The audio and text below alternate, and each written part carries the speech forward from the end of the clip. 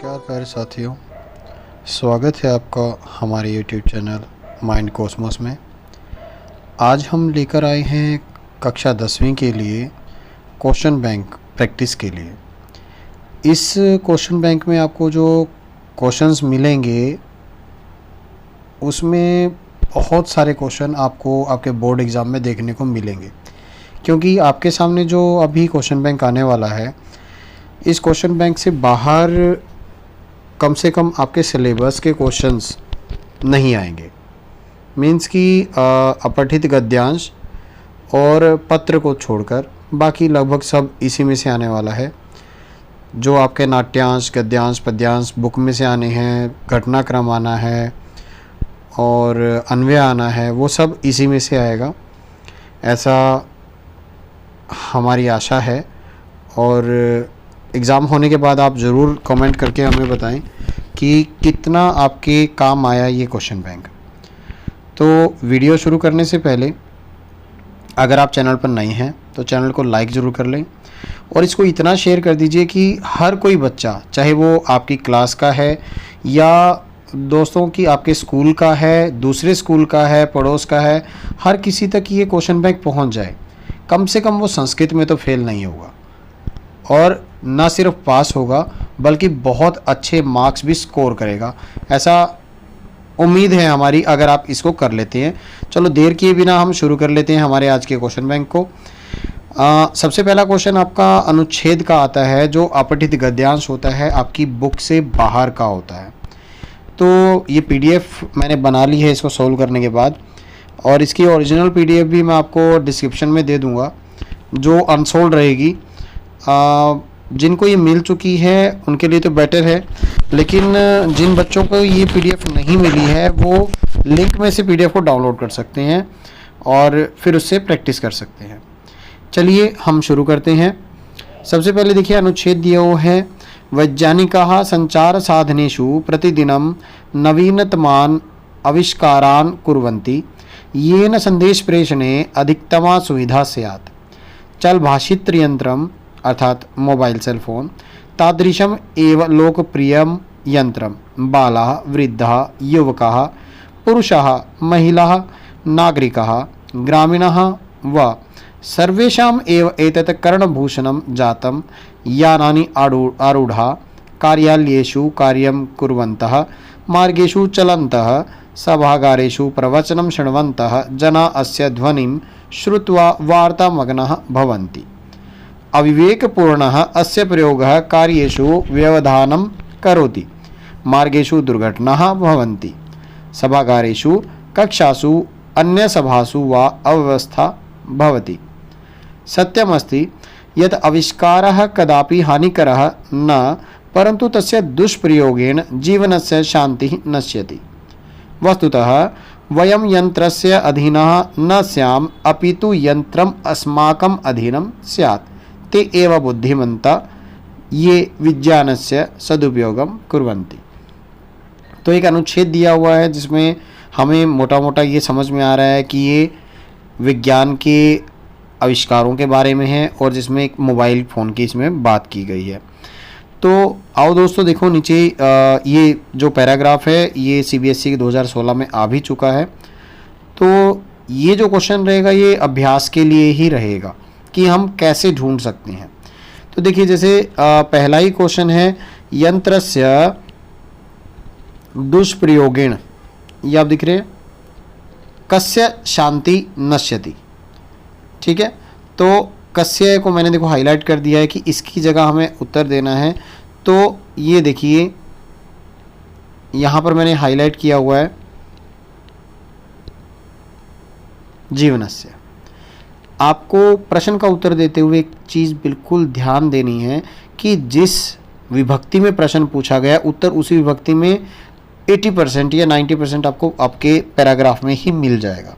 देखिए कस्य में पीछे स्या है, षष्ठी विभक्ति है, जीवनस्य में भी पीछे स्या है, षष्ठी विभक्ति है।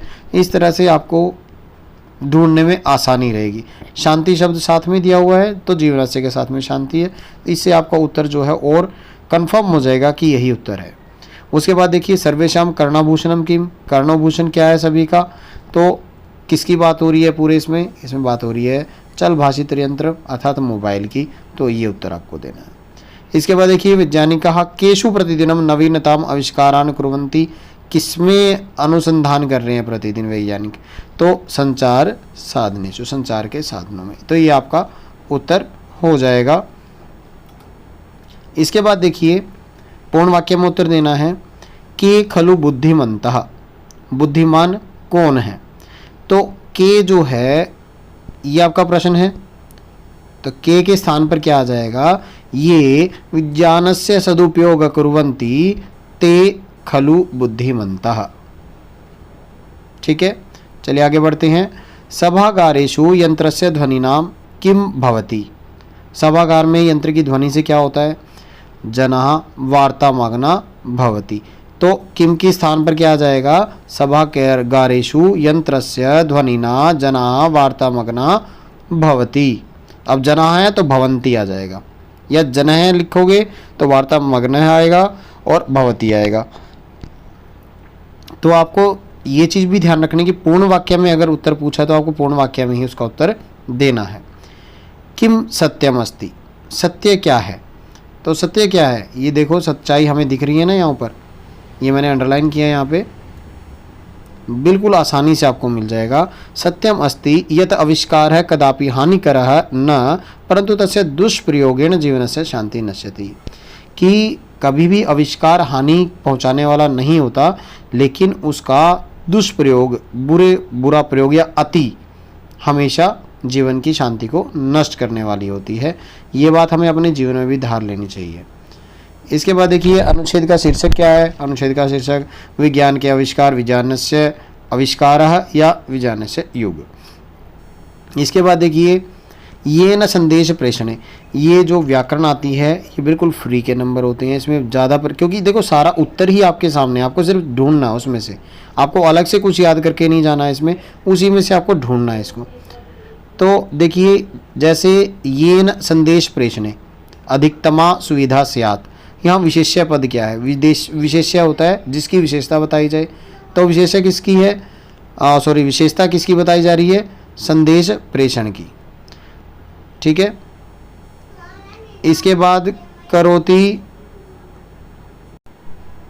हाँ तो विशेषता किसकी बताई जा रही है यहाँ पर? संदेश प्रेषण की।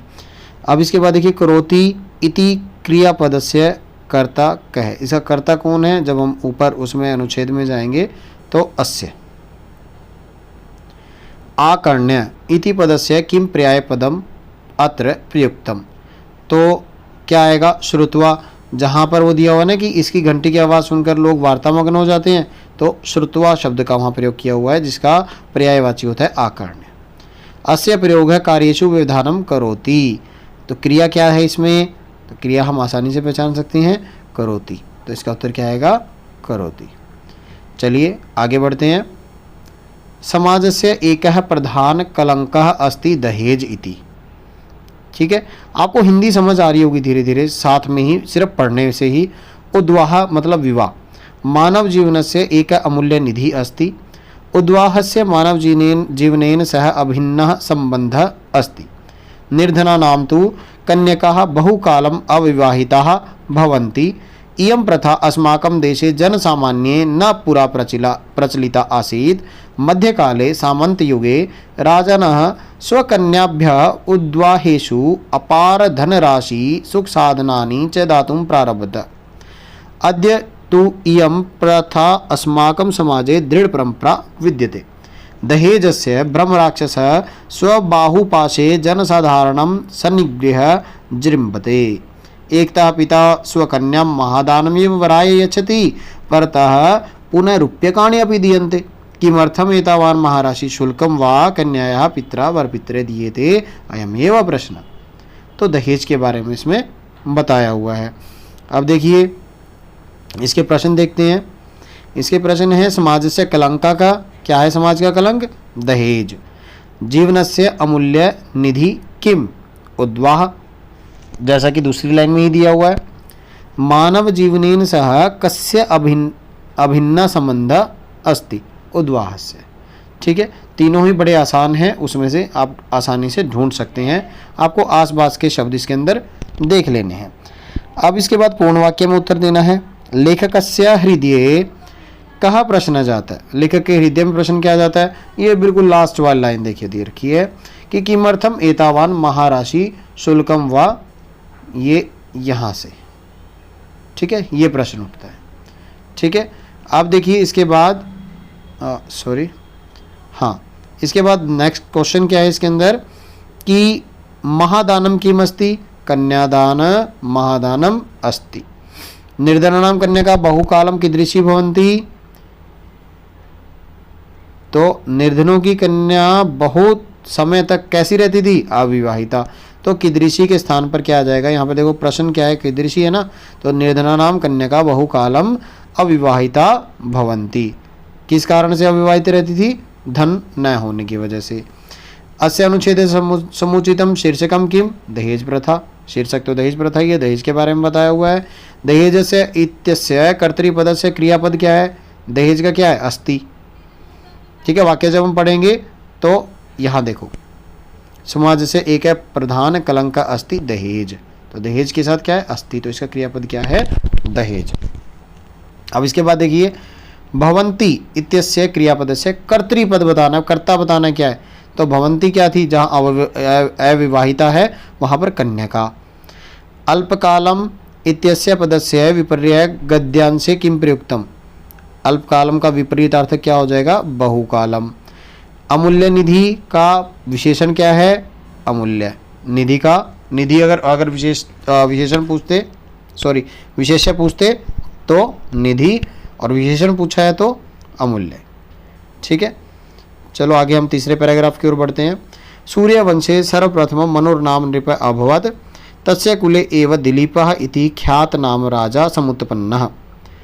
राजा दिलीपः सर्वेषां विषयाणां ज्ञाता आसीत्, तथापि स सर्वदा अभिमान रहित पराक्रमी परिश्रमी क्षमाशील आसीत्।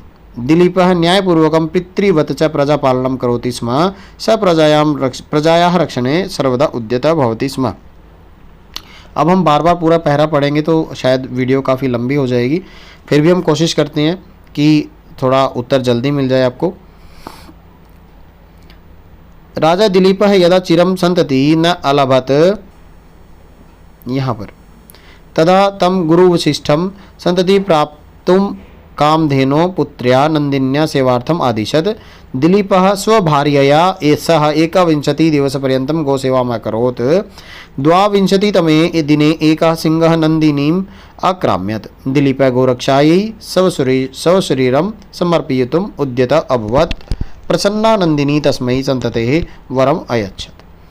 ठीक है, तो यहाँ पर राजा दिलीप के बारे में बताया हुआ कैसा राजा था और पुत्र प्राप्ति के लिए उसने क्या किया और अंत में क्या हुआ। इन्हीं में से प्रश्न है कि दिलीप कया सह गोसेवा में क्रोध, तो स्वभार्यया। ठीक है, यहाँ पर क्या दिया हुआ है, स्वभार्यया। किमर्थम स्व शरीरम समर्पितुम उद्यता अभवत्, किसके लिए अपना शरीर दे रहा था, गोरक्षा के लिए, गोरक्षा यही आ गया। सूर्यवंशे सर्वप्रथम का नृपवध, तो राजा दिलीप। ठीक है, अब यहाँ से आते हैं हम पूर्ण वाक्य के प्रश्नों की ओर। गुरु वशिष्ठ किमर्थम नंदिन्या सेवार्थम आदिशत, क्यों दिया था आदेश, संतति प्राप्तुम के लिए। तो गुरु वशिष्ठ किमर्थम के स्थान पर संतति प्राप्तुम नंदिन्या सेवार्थम आदिशत। दिलीप कथम, देखिए जहाँ भी ये साइड में मैंने आंसर लिखे हुए हैं, ये जहाँ आपको फिट करने हैं वो है प्रश्न के स्थान पर, बाकी का पूरा प्रश्न ऐसे का ऐसा आएगा। दिलीप न्यायेन धर्मेण पितृवत प्रजापालनम करोति स्म। तीसरे प्रश्न में देखिए दिलीप कति दिवस पर्यंतम, कितने दिन किया था, 21। तो दिलीप 21 दिवस पर्यंतम गोसेवाम अकरोत। शीर्षक क्या आएगा, राजा दिलीप के बारे में, तो राजा दिलीप ही आएगा। इसके बाद देखिए आक्राम्यत इत्यस्याः क्रियापद क्रियाया कर्तृपद किम, तो सिंह। क्षमाशील पद का विशेष्य बताना है। ठीक है, तो क्षमाशील कौन था, दिलीप, तो दिलीप की विशेषता थी क्षमाशीलता। वंश पद का पर्यायवाची गद्यांश में क्या है, कुले। अनुच्छेद में अलस शब्द का विपरीत अर्थ क्या है, परिश्रमी। किसके लिए प्रयोग हुआ, राजा के लिए। ठीक है, अभी इसके बाद देखिए, इसके बाद है हमारे पास पत्र लेखन। तो ये पत्र लेखन है, सबसे पहले शहर का नाम आएगा, मेरठ था। प्रिय मित्र शलभ स स्नेम नमः, क्योंकि जब भी मित्र होता है, पिताजी होते हैं, कोई भी होते हैं, हम उनके बाद संबोधन के बाद उनको नमस्कार करते हैं, इसलिए प्रिय मित्र शलभ स स्नेह नमः। ठीक है, इसके बाद कह रहा है यद्यपि परीक्षाया, तो इसमें क्या आएगा, परीक्षाया व्यस्ततया भवता मम जन्मदिवस उत्सवस्य आनंदः न लब्धः तथापि आशासे यत् तस्य वर्णनं पठित्वा भवान आप अपि किमपि आनंदम अवश्यमेव लप्स्यते। ठीक है, उत्तर देखिए मैंने यहाँ पे नीचे मार्क कर दिए हैं, तो आप यहाँ से उत्तर उसमें भर सकते हैं। इसके बाद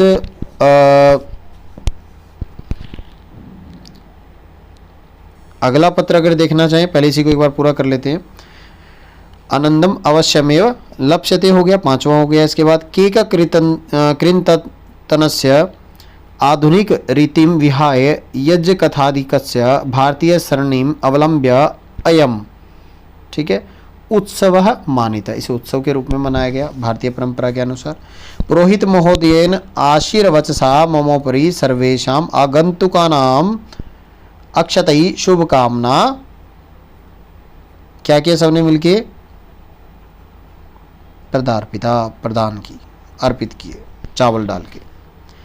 ठीक है, अब इसके बाद तत्पश्चात सर्वैः जलपानम कृतम विस्तरेण तु अहम मिलित्वा एवं बोधयिष्यामि इति। और इसके बाद दिनांक ऑप्शन में नहीं है, तो आप अपनी ओर से दिनांक लिख देंगे। दूसरा पत्र देखिए, पिता को पत्र लिखना है और मंजूषा दी हुई है नीचे। ठीक है, तो सबसे पहले ऊपर क्या, शहर का नाम वही प्रयागराज था। पूज्य पिताजी को लिखा है तो पितृ महोदया, सादर प्रणाम अत्र कुशलम तत्रास्तु। अब एक चीज़ आपको हमेशा ध्यान रखनी है, ये जो लाइन है ना, अत्र कुशलम तत्रास्तु, ये बड़ी इंपॉर्टेंट लाइन है। कई बार इसी में से आपका प्रश्न बना दिया जाता है, जैसे अत्र को डैश कर दिया, कुशलम तत्रास्तु। ठीक है, तो आपको बताना चाहिए अत्र आएगा, ये एज इट इज इसको याद कर लो। अत्र डैश तत्रास्तु हो जाएगा तो कुशलम आ जाएगा। अत्र कुशलम, तत्रास्तु में भी देखो संधि विच्छेद करेंगे तो तत्र अस्तु, इनका भी खाली स्थान बन सकता है। अत्र कुशलम डैश अस्तु तो तत्र, या अत्र कुशलम तत्र डैश अस्तु। ठीक है, तो इसका ध्यान रखेंगे, इसको अच्छे से याद कर लेंगे। ये लाइन जो है, ये संबंधियों को जब भी पत्र लिखा जाता है तो इसमें बहुत बार देखने को मिल जाती है।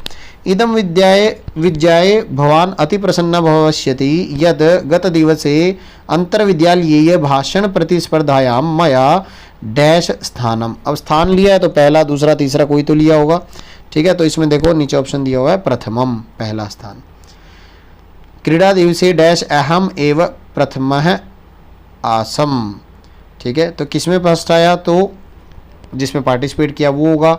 तो अगर हम ढूंढते हैं तो मिलता है धावन प्रतियोगितायाम।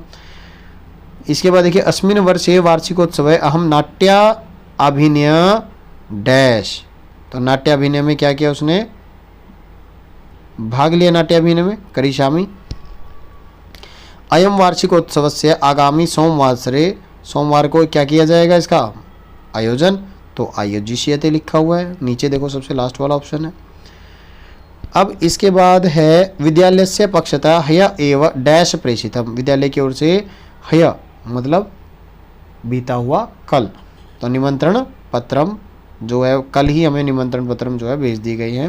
अहम अपनी डैश सूचयामि, मैं भी आपको सूचित कर रहा हूँ। ठीक है, तो इसके लिए भवंतम आपको, भवान अवश्यम आगच्छतु मम डैश भविष्यति, मेरा क्या होगा, जब कोई आपका रिलेटिव आके आपके शो में, आपकी प्रतियोगिता में आपको देखता है या आप उनको देखते हैं, तो क्या होता है, आपका उत्साहवर्धन होता है। ठीक है, तो यहाँ भी किस लिए बोला उसने, उत्साहवर्धन के लिए। और दिनांक दे दिया, और भवतः आज्ञाकारी पुत्र, आपका आज्ञाकारी पुत्र। ठीक है, और लास्ट में क्या आ जाएगा, पीयूष, पीयूष उसका नाम है। भगवान सोमेश पत्र लिख रहा है अपनी बड़ी बहन को, जयपुर छात्रावास में रहता है। ठीक है,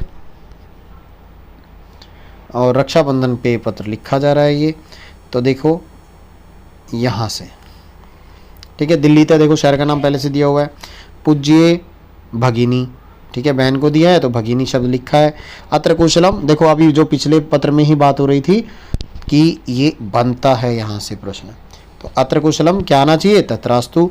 ठीक है, तो यहाँ देखो तत्रास्तु लिखा हुआ है, इससे पहले ऊपर सस्नेम के साथ नमस्कार किया, अभिवादन।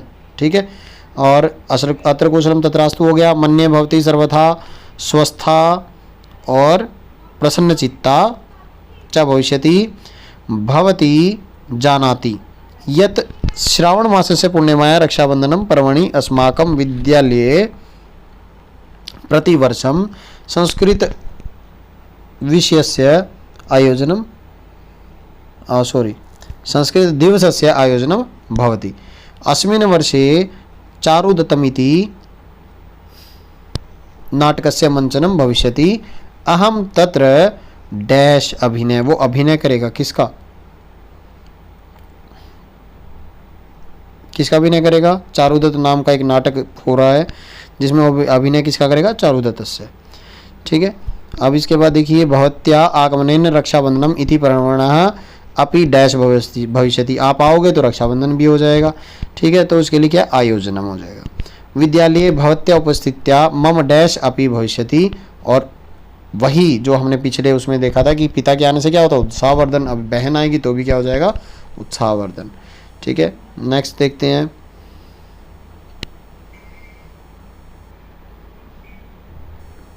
भवान प्रणवः, प्रणव के प्रणव लिख रहा है, आप प्रणव हैं, अपने मित्र सौरभ को पशु पक्षियों के साथ निर्दयी व्यवहार रोकने के लिए एक पत्र लिख रहे हैं, तो इसको पूरा करना है।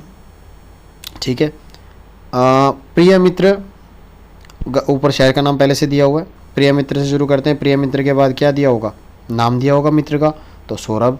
ठीक है, नीचे देखो ऑप्शन में, सौरभ त्वया लिखितं पत्रम इदानीमेव मया प्राप्तम एतत् डैश अहम अतीव प्रसन्नः यत् त्वया वार्षिक क्रीड़ा समारोहे शूटिंग डैश प्रथम। अभी देखो दूसरे में क्या आएगा, जात्वा, ये जानकर, और तीसरे में क्या आएगा, प्रतिस्पर्धा है। शूटिंग क्या है, शूटिंग खेल है, प्रतियोगिता है, तो प्रतियोगिता को संस्कृत में कहते हैं प्रतिस्पर्धा। मम हार्दिक वर्धापनम, बधाई, स्वीकरोतु परम सार्धमेव एकम डैश अपि अस्ति। ठीक है, निवेदनम अपि अस्ति यत् स्वाभिरुचे पूर्णार्थम वराकस्य निर्बलेभ्य पशु पक्षीभ्य डैश तु नैव हर्तव्य। ठीक है, निवेदन क्या कर रहा है कि आप अपने शौक के लिए पशु पक्षियों पर और दूसरे जीवों पर क्या करें, उनके जीवन अधिकार को ना छीनो, ना मारे। क्योंकि देखो शूटिंग होती है तो जिनको निशानेबाजी सीखनी होती है तो किसी न किसी पे निशाना लगाते हैं, तो पशु पक्षियों को ऐसे ही वो मार डालते हैं। क्षणम विचार्य मित्र यत एते पशु पक्षी भी क्या अपराध कृता एते तो सर्वदैव प्रकृते डैश वर्धंती। वर्धती क्या होता है, बढ़ाएंगे, तो क्या बढ़ाएंगे भाई, शोभा बढ़ाएंगे। ठीक है, तो सातवां शोभा आएगा। इसके बाद देखो यदि सर्वे एव स्वभिरुचि पूरयितुम एतेषां वधम कृष्यन्ति तर्हि एते तु डैश दुर्लभा भविष्यति। तो फिर तो ये प्रकृति से दुर्लभ हो जाएंगे, सब अपना शौक पूरा करेंगे। तो अतः कृपया मम कथनम अन्यथा न ग्राह्यम, मेरे कथन को गलत ना लेना, अपितु अस्मिन् विषय चिंतनीयम, इस बारे में सोचना। गृहे सर्वेभ्य यथा योग्यम अभिवादनम, तो दिनांक इसमें लिखना है, और मित्र का नाम, मतलब मित्र का नाम आपने ऊपर दे दिया है, यहाँ पर अपना नाम देंगे जो आपको पत्र में दिया हुआ है कि आप कौन है, आप हैं प्रणव, तो इसमें आ जाएगा प्रणव। ठीक है, तो ये 2 क्वेश्चन हमारे हो गए हैं, तीसरा और चौथा क्वेश्चन।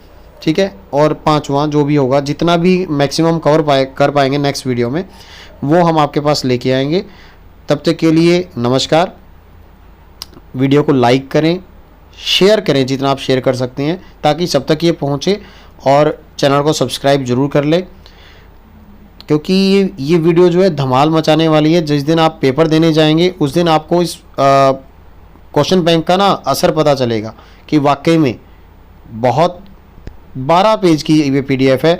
12 पेज पढ़ने से आप बहुत अच्छे मार्क्स ला सकते हैं आपके एग्ज़ाम के अंदर। ठीक है, तो इसी शुभकामना के साथ अगली वीडियो के साथ बड़ी जल्दी ही आएंगे आपके पास। तब तक के लिए नमस्कार।